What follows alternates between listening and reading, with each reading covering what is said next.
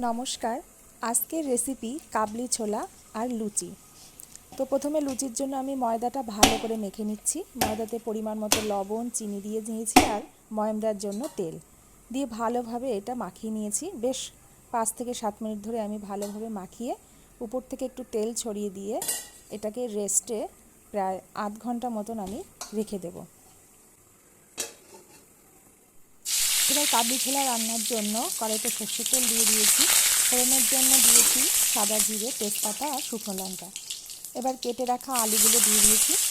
তো ভালোভাবে লাল লাল করে আলুটা ভেজে নেব। পরিমাণ মতো একটু লবণ, হলুদ দিয়ে বেশ খানিকক্ষণ এটা লাল লাল করে ভেজে নেব। ওদিকে প্রেসার কুকারে আমি কাবলি ছোলাটা সিদ্ধ করে রেখে দিয়েছি। প্রায় 8 থেকে 10টা মতো সিটি দিয়ে নিয়েছি। এবার আলুটা বেশ ভালোভাবে ভাজা ভাজা হয়ে গেছে। এবার দিয়ে দেব মশলাগুলো। তো একসাথে আমি সব মশলা পেস্ট করে নিয়েছি। একসাথে পেঁয়াজ, আদা, রসুন, শুকনো লঙ্কা, গোলমরিচ সমস্ত মশলাগুলো একসাথে পেস্ট করে রেখেছি। তো মশলাগুলো দিয়ে দিলাম।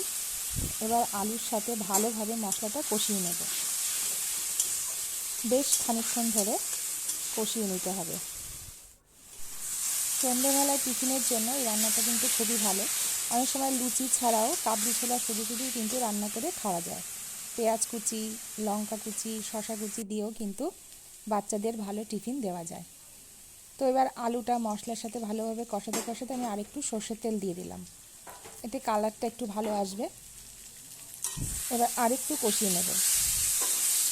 কষানোর সময় সর্ষের তেল দিলে কিন্তু রান্নাটা আরেকটু ভালো হবে। বেশ আরেকটু কষিয়ে নিলাম। এবার দিয়ে দিচ্ছি জিরের গুঁড়ো। জিরের গুঁড়োটা দিয়েও আবার একটু ভালোভাবে নাড়াচাড়া করে নেব।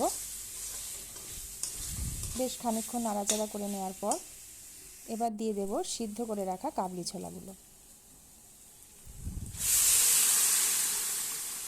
কাবলি ছোলাটা দিয়ে দিয়েছি। এবার ভালোভাবে নেড়ে নেব। এবার দিয়ে দেবো পরিমাণ মতো একটু জল। যতটা জলের প্রয়োজন ঠিক ততটাই জল। এবার যতটা লবণ প্রয়োজন দিয়ে দিয়েছি। দিয়ে এবার ঢাকনা দিয়ে ঢেকে দিয়েছি। বেশ 5 থেকে 7 মিনিট মতো এভাবে ফুটিয়ে নিয়েছি। এবার দিয়ে দিচ্ছি একটু চিনি। এটা অপশনাল, আপনারা দিতেও পারেন, নাও দিতে পারেন। তবে চিনিটা দিলে কিন্তু এর স্বাদটা একটু বাড়ে। একটু টক মিষ্টি হলে কিন্তু এই রান্নাটা বেশি ভালো লাগবে। আমি অলরেডি এর জন্য একটু তেঁতুল জল গুলে রেখেছি। তো নামানোর খানিক আগে তেঁতুল জলটা দিয়েই নামিয়ে নেব। এতে কিন্তু সত্যি খুব ভালো লাগবে খেতে। এই দেখুন তেঁতুল জলটা করে রেখেছি, দিয়ে দিচ্ছি। দিয়ে আর একটু ভালোভাবে নাড়াচাড়া করে আরও কিছুক্ষণ ঢেকে রাখবো। তো এইভাবে বন্ধুরা রান্না করবেন, দেখবেন সত্যি খেতে অপূর্ব লাগবে। তার একটুখানি ঢাকনা দিয়ে ঢেকে রাখলাম। তো এবার দিয়ে দিচ্ছি গরম মশলার গুঁড়ো। এবার নাড়াচাড়া করে নেব। একটু টক মিষ্টি ঝাল রান্নাটা হলে কিন্তু লুচির সঙ্গে খুব ভালো লাগবে। এবার লুচির জন্য দিয়ে দিচ্ছি তেল। ময়দাটা খুব ভালোভাবে নরম হয়ে গেছিলো। এবার আমি লেচি কেটে নিয়েছি। তো তেলটাও গরম হয়ে গেছে। এবার এক একটা করে বেলে ভালোভাবে আমি এগুলোকে ভেজে তুলব। একটু পাতলা করে লুচিটা বেললে কিন্তু খেতে বেশি ভালো লাগে। এই দেখুন কতটা ফুলছে। তো এইভাবে প্রত্যেকটা লুচি আমি ভেজে নেব। তো কাবলি ছোলাটা তো অলরেডি রেডি। লুচিগুলো এক্ষুনি ভাজা হয়ে যাবে। তো গরম গরম এবার পরিবেশন করব। তা দেখুন কাবলি ছোলা লুচি আমার রেডি। তো বাড়িতে সবাইকে পরিবেশন করার জন্য আমি সম্পূর্ণ রেডি করে ফেলেছি। তো বন্ধুরা, ভিডিওটি যদি ভালো লেগে থাকে তো অবশ্যই সাবস্ক্রাইব করবেন। আর যদি আরও নতুন নতুন রান্না দেখার জন্য আপনাদের মনে হয় তো অবশ্যই কমেন্টে জানাবেন।